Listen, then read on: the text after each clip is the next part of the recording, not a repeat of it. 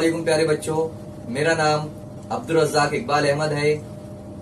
बृहन मुंबई महानगर पालिका के वीटीसी क्लास में मैं आपका इस्तकबाल करता हूं, खैर मकदम करता हूं। आइए हम आज अपने लेसन की तरफ बढ़ते हैं। अस्सलाम वालेकुम प्यारे बच्चों, आज हम जमात शशुम का मजमून तारीख का छठा सबक जनपद और महाजनपद, इस सबक के बारे में मालूमात हासिल करेंगे। आइए हम अपने सबक की तरफ बढ़ते हैं।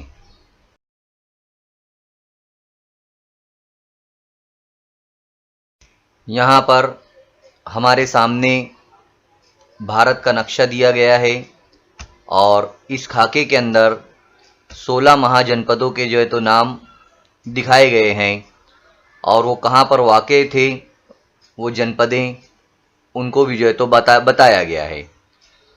तो ये जो महाजनपद है उनके कुछ नाम हैं यहाँ पर, 16 नाम, जैसे कोसल, देखिए यहाँ पर कोसल है, वत्स है, काशी, चेदी, अवंती, अशमक, और ऊपर अगर हम लोग देखेंगे तो एक कंधार है इस तरफ।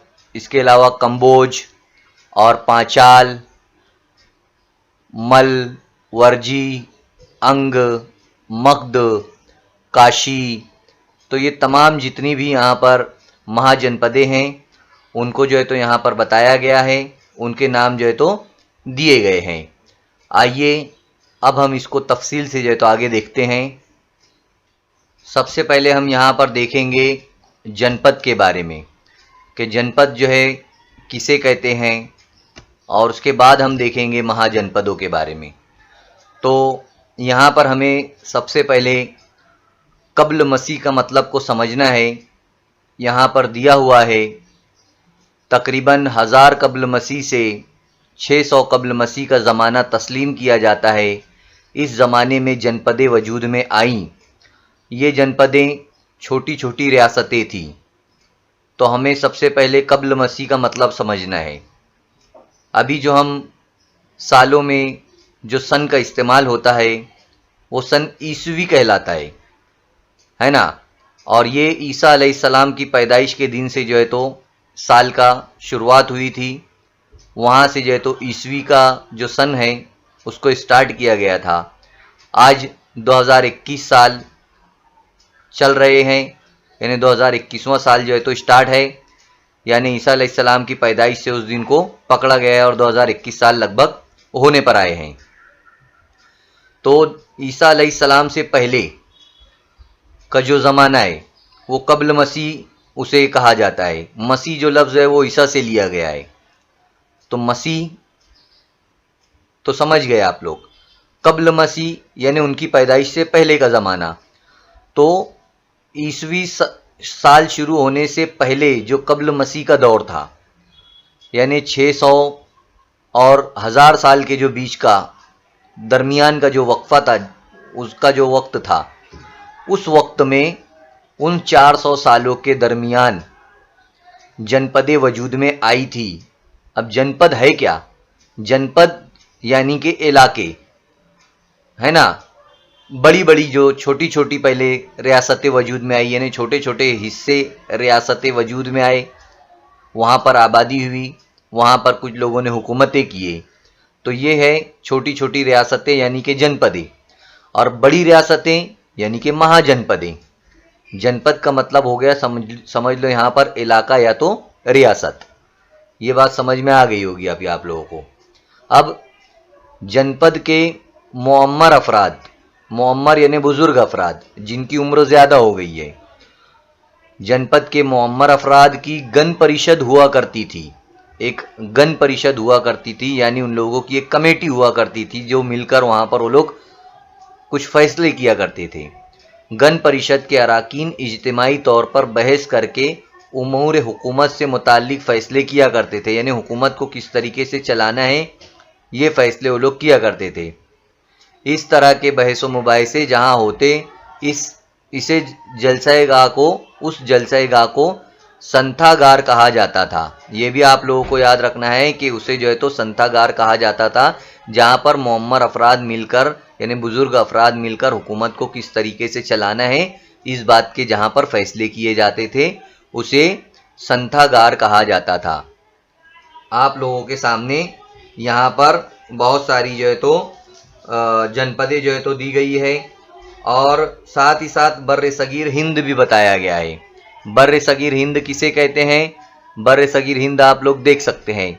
बर्र सगीर हिंद के अंदर पाकिस्तान, अफगानिस्तान, नेपाल, भूटान, बांग्लादेश, म्यांमार, श्रीलंका, ये तमाम इलाकों को मिलाकर जो है तो बर्र सगीर कहा जाता है। तो बर्र सगीर हिंद के अंदर ये तमाम चीज़ें आती है। साथ ही साथ अफगानिस्तान से मशरिक में बिहार है ना, आप लोग बिहार भी जो है तो देख सकते हैं, यहाँ पर बिहार की तस्वीर है, बिहार दिखाया गया है। बंगाल और उड़ीसा तक का जो इलाका था और जुनूब में महाराष्ट्र तक ये जनपदें फैली हुई थी, है ना, ये जनपदें जो है तो यहाँ तक फैली हुई थी। इसी तरह महाराष्ट्र का कुछ हिस्सा उस वक्त के अशमक नामी जनपद में जो है तो आता था। महाराष्ट्र जैसा कि हमारी रियासत है तो उसका हिस्सा जो है तो यहाँ पर आता था, अशमक जनपद में जो है तो आता था। इसी तरह पाली और अर्धमागधी अदब में इन जनपदों के नाम जो है तो पाए जाते हैं। यूनानी तारीख नवीसों जो तारीख लिखते थे, यूनान से जो आए थे और जो तारीख लिखा करते थे, उनकी तहरीरों में यानी उनकी तहरीर जो लोग लिखा करते थे उसमें भी जो है तो इन जनपदों के बारे में और यहाँ के बादशाह लोगों के बारे में, यहाँ पर जो जमहूरियत चलती थी इनके बारे में, और जो गण परिषद में अभी आप लोगों को बताया, इन तमाम के बारे में मालूमात जो है तो हमें मिलती है। इतना जो है तो आप लोगों को याद रखना है कि गण परिषद किसे कहते हैं और कहाँ कहाँ पर कौन कौन से महाजनपदें वाक़ हैं। अब हम यहाँ पर महाजनपदों के बारे में देखेंगे कि महाजनपदें कौन सी थी, है ना। तो यहाँ पर हमारे सामने 4 महाजनपदों के नाम दिए गए हैं। एक है कौशल, वत्स, अवंती और मगध। तो ये 4 जनपदें हमारे सामने दी गई है। कौशल के अंदर यहाँ पर बताया गया है महाजनपद, कौशल महाजनपद हिमालय के दामन में नेपाल और उत्तर प्रदेश में फैली हुई थी। शरावस्ती, कुशावस्ती और साकेत इस रियासत के मशहूर शहर थे, आप लोग जैसा कि नक्शे में देख सकते हैं। इसी तरह शरावस्ती कौशल महाजनपद की राजधानी थी। गौतम बुद्ध शरावस्ती की मशहूर खानका विहार जैतवन में तवील अरसे तक क़याम पजीर थे। कौशल का राजा परसेनजीत वर्धमान महावीर और गौतम बुद्ध का हम असर था, है ना। कौशल का जो राजा था परसेनजीत, वो वर्धमान महावीर और गौतम बुद्ध का हम असर था, यानी उनका मानने वाला था। कौशल की रियासत मगध में जम हो गई, जैसा कि आप लोगों को जो है तो मगध रियासत यहाँ पर दिखाई दे रही है। तो जो कौशल की रियासत थी वो मगध में जम हो गई, यानी कि मिल गई और दोनों मिलकर एक हो गए। दूसरा अब हम देखेंगे यहाँ पर वत्स। वत्स जो है महाजनपद उत्तर प्रदेश में प्रयाग यानी इलाहाबाद के आसपास का इलाके में फैली हुई थी। आप लोग जो है तो यहाँ पर देख सकते हैं उत्तर प्रदेश का जो है तो इलाका भी जो है तो नज़र आ रहा है। पुराने ज़माने का कौशंबी ही कोसम कहलाता है ना। पुराने ज़माने में जो कौशंबी था इलाका वो कोसम कहलाता है। ये एक अहम तिजारती मरकज़ था, यानी यहाँ से तिजारत की जाती थी, सामान को बेचा खरीद फरोख्त तो उसकी होती थी। कौशंबी के 3 बेहद रईस ताजिरों ने गौतम बुद्ध और उनके पैरोकारों के लिए 3 विहारें तामीर करवाई थी, है ना। जो वहाँ के रईस लोग थे, अमीर लोग थे, उन्होंने जो है तो गौतम बुद्ध और उनके पैरोकारों यानी उनके मानने वालों के लिए जो है तो विहारें तामीर करवाई थी। कौशंबी का जो राजा था उद्दैन गौतम बुद्ध का हम असर था, है ना। कौशंबी का जो राजा था वो गौतम बुद्ध का हम असर था, गौतम बुद्ध को मानने वाला था। उद्दैन राजा के बाद वत्स महाजनपद का आज़ादाना वजूद ज़्यादा अरसे तक कायम नहीं रह सका। उसे अवंती महाजनपद के राजा ने फतेह करके अपने उसके अंदर मिला लिया। ये बात बताई गई है यहाँ पर। इसी तरह अब तीसरा जो महाजनपद है वो है अवंती। कदीम महाजनपद अवंती मध्य प्रदेश के इलाके मालवा में थी। जैसा कि आप लोग यहाँ पर देख सकते हैं, अवंती ये पहले मालवा में थी। शहर उज्जैनी, उज्जैन अवंती की राजधानी थी, है ना। शहर उज्जैनी, पहले इसका नाम उज्जैनी था, फिर ये उज्जैन बना। ये अवंती की राजधानी थी। अवंती ये महाजनपद है, एक बड़ी रियासत है, तो हर रियासत की राजधानी होती थी। इसी तरह जो है तो अवंती की राजधानी उज्जैन था। उज्जैनी एक अहम तिजारती मरकज़ था, जिस तरह से कौशाम्बी एक तिजारती मरकज़ था वत्स रियासत का, इसी तरह अवंती रियासत का जो है तो अवंती उज्जैनी जो है तो तिजारती मरकज़ था। अवंती का जो राजा था परदेवत वर्धमान महावीर और गौतम बुद्ध का हम असर था। ये गौतम बुद्ध और वर्धमान महावीर को मानता था, राजा परदेवत। अवंती के राजा नंदीवर्धन के दौर में अवंती मगध की रियासत में जम हो गई। अब अवंती रियासत भी जो है तो किस में जम हो गई, किस में जाकर मिल गई ये रियासत, मगध के अंदर मिल गई। अब चौथी जो बड़ा महाजनपद थी वो था मगध। जैसा कि आप लोग यहाँ पर देख सकते हैं, मगध कहाँ पर है, बिहार के शहर पटना और गया के आसपास के इलाका और बंगाल का कुछ हिस्सा मिलाकर जो है तो कदीम मगध महाजनपद बनती है। आप लोग यहाँ पर देख सकते हैं, बंगाल का इलाका, शहर पटना और उसके आसपास के इलाके को मिलाकर मगध कहा जाता था। राजगृह या राजगीर उसकी राजधानी थी। राजगृह या राजगीर जो है तो मगध रियासत की राजधानी थी। जिस तरह अवंती की राजधानी उज्जैन थी और वत्स की राजधानी कौशाम्बी थी, इसी तरह मगध की राजधानी राजगृह थी। माहिर तामीरात यानी तामीर करने वाला जो माहिर था, महागोविंद ने बिम्बसार का शाही महल तामीर किया था। बिम्बसार जो है तो राजा था वहाँ का, तो उसका जो शाही महल था वो उन्होंने तामीर किया था। बिम्बसार के दरबार में जेवक नामी एक मशहूर तबीब था। जेवक नामी एक मशहूर तबीब था, यानी वो दवा गोलियां जो बनाता है, हकीम हम जिसे कहते हैं, जिसे तमाम बीमारियों की जानकारी होती है, वो जो है तो वहाँ का उनके दरबार में था, बिम्बसार के दरबार में। बिम्बसार जो है तो एक राजा था। आगे उसके बारे में तस्वीर मैं आप लोगों को बताऊंगा। बिम्बसार ने गौतम बुद्ध की शागिर्दी इख्तियार की थी, है ना। बिम्बसार भी जो है तो गौतम बुद्ध से तालीम हासिल करता था, उनका शागिर्द था वो। तो ये तमाम चीज़ें जो है तो यहाँ पर महाजनपदों के बारे में बताया गया है। बाज़ जनपदें आहिस्ता आहिस्ता ज़्यादा ताकतवर हो गई और इनकी जो जोग्राफियाई हदें थी वो भी जो है तो बढ़ती चली गई, फिर वो जनपद से महाजनपद हो गई, है ना। यही बातें जो है तो यहाँ पर बताई गई है।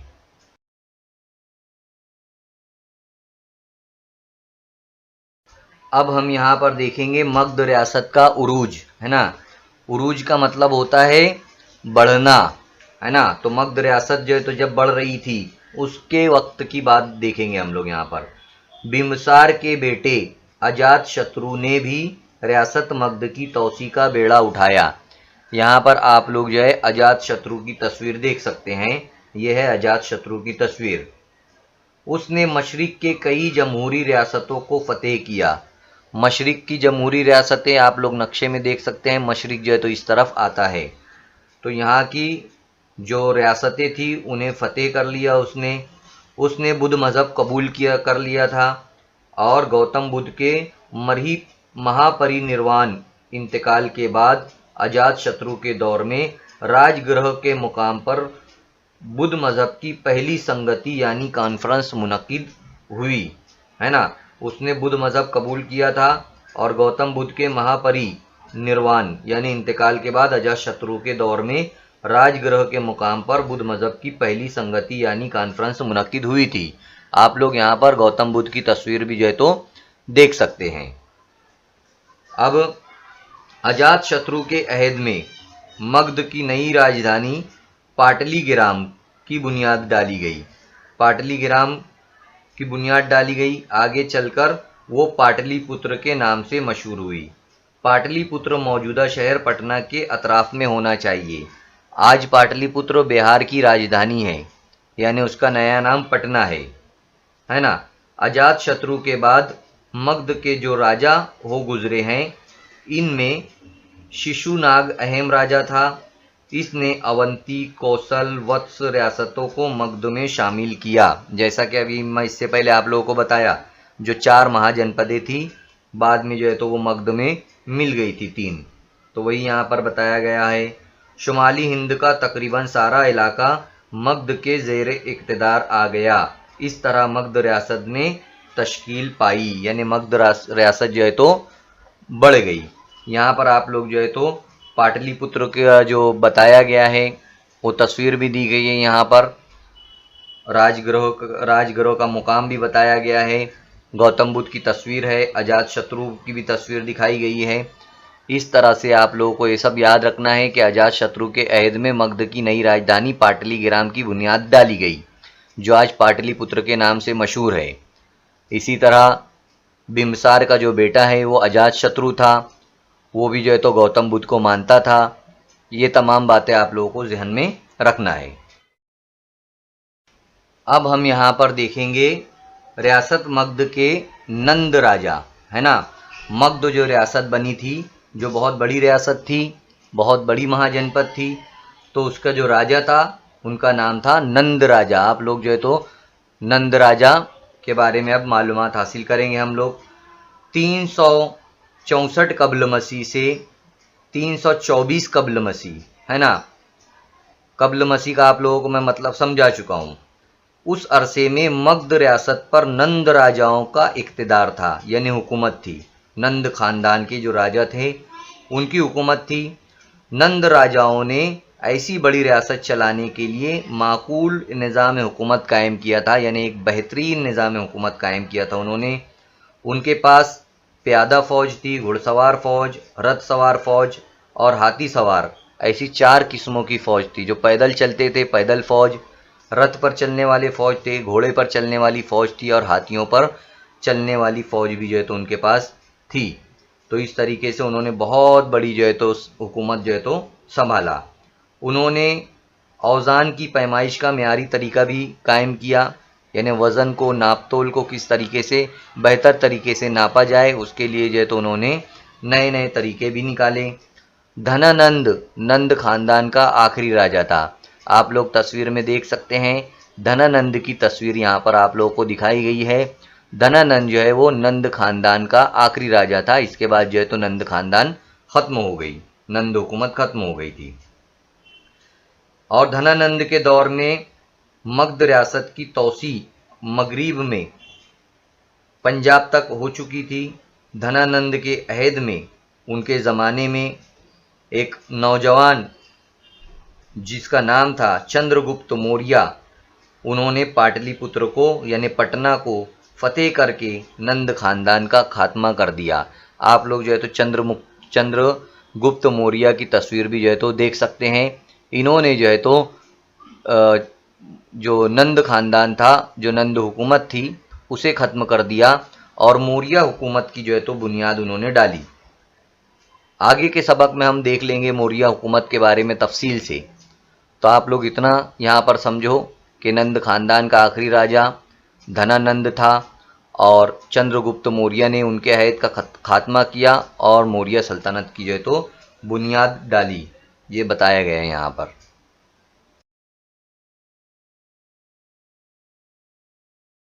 अब यहाँ पर बताया गया है कि हमसे पूछा जा रहा है कि क्या आप जानते हैं, तो क्या हमें जानना है वो हम देखते हैं यहाँ पर।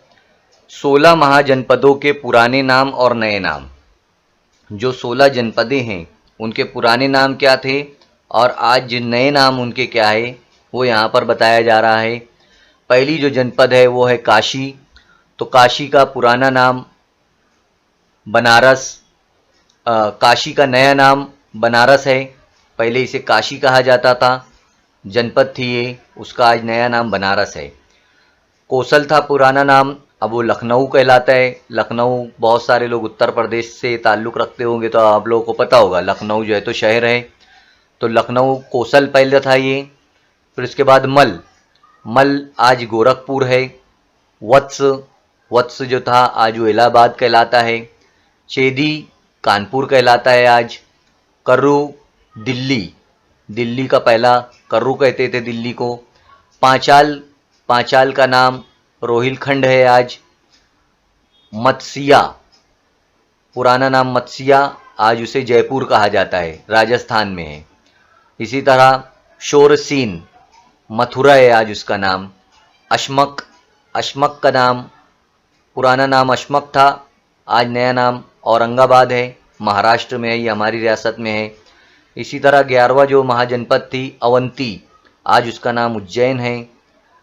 12वां अंग, अंग का आज नाम है चंपा, मशरकी बिहार का जो इलाका है। इसी तरह 13वां नंबर है मगध, मगध को आज जुनूबी भारत, जुनूबी बिहार में जो है तो मगध है। 14वां है विरजी, विरजी जो है तो शुमाली बिहार का इलाका है आज। गांधार पेशावर है, आज उसका नाम कंबोज, कंधार के करीब का जो है तो इलाका कंबोज है। तो इस तरीके से पुराने वक्त में इन महाजनपदों का नाम क्या था और आज के वक्त में फ़िलहाल इनके नाम क्या है वो यहाँ पर बताया गया है। इस तरीके से यहाँ पर हमारा ये जो सबक था जनपद और महाजनपद, ये सबक नंबर 6 हमारा यहाँ पर ख़त्म होता है। और इसमें तमाम बातें जो है तो बताई गई है कि जनपद किसे कहते हैं, महाजनपद किसे कहते हैं। 4 महाजनपदों के नाम बताए गए हैं, कोसल, वत्स, अवंती, मगध, फिर वो कहाँ पर वाक़ है, ये तमाम बातें जो है तो बताई गई है। आप लोग जो है तो इसको और एक मर्तबा वीडियो को अच्छी तरीके से देखकर इसकी मश्क कर सकते हैं और अपने उस्ताद से भी रब्ता कायम करके और अच्छी तरीके से समझने की कोशिश कर सकते हैं। इसकी मश्क में सवालात के जवाबात है, एक जुमले में जवाब है, बताइए तो भला है, सरगर्मियाँ दी गई है। ये तमाम चीज़ें आप लोगों को किताब में देखकर करना है। उम्मीद करता हूँ मैं कि आप लोगों को ये सबक अच्छी तरीके से समझ में आ गया होगा। इंशाअल्लाह ताला नेक्स्ट वीडियो में हम फिर मिलेंगे। अल्लाह हाफिज़। बच्चों, इस वीडियो को आपको लाइक करना है, चैनल को सब्सक्राइब करना है और बेल आइकॉन का बटन दबाना है ताकि आपको आने वाले नए वीडियोस की नोटिफिकेशन मिलते रहे। इसी तरह डिस्क्रिप्शन बॉक्स में आपको जाना है और वहां पर चंद अहम सवालात है। इसी के साथ साथ वहां पर एक गूगल फॉर्म दिया गया है ताकि आपके तासुरात को हम जान सके। इसके लिए आपको गूगल फॉर्म को पूरा फिल करना है और लास्ट में आखिर में सबमिट का बटन जो है तो आप लोगों को दबाना है। उम्मीद करता हूँ कि आप लोगों को जो कुछ सबक में समझाया गया है वो तमाम चीजें समझ में आ गई होगी। आप लोगों को जो होमवर्क दिया गया है वो आप लोगों को करना है अपने असातिज़ा की मदद से, अपने साथियों की मदद से। और नेक्स्ट लेसन में हम फिर मिलेंगे इंशाअल्लाह।